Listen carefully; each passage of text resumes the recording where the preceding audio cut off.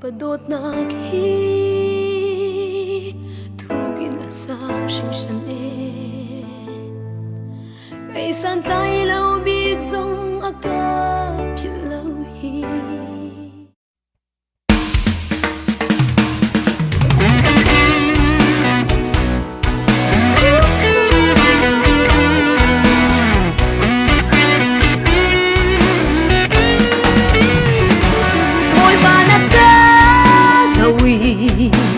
na ka mali chikte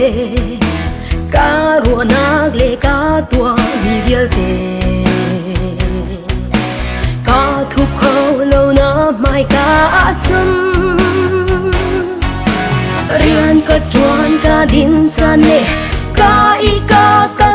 thu chan chat lâu in na ka chang peng tu khal boy pa na kharam sinin khozeyada kaza kola na mai ka hin khozeyada ka du phala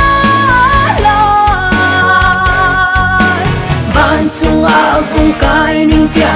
chu ka chu nam na mi thi kwa zong a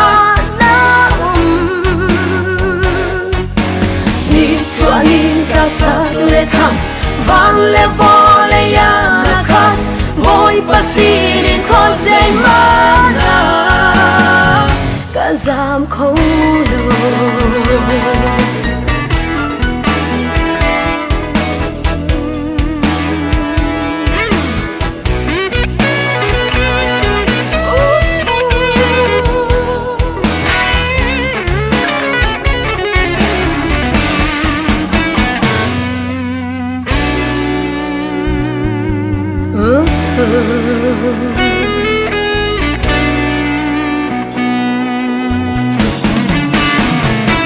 na đốt na kal takin non na có côi tổ ni cả mù khâu lâu lung đông cha na lòng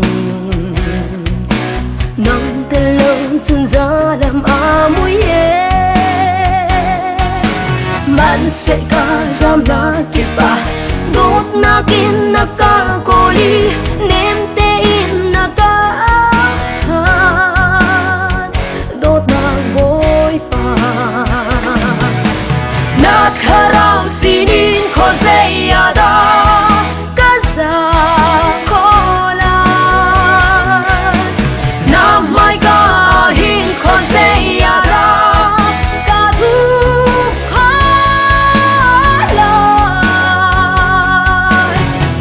chung a vung kai ning tia chu ka chu nang na mi thi kwa zong a na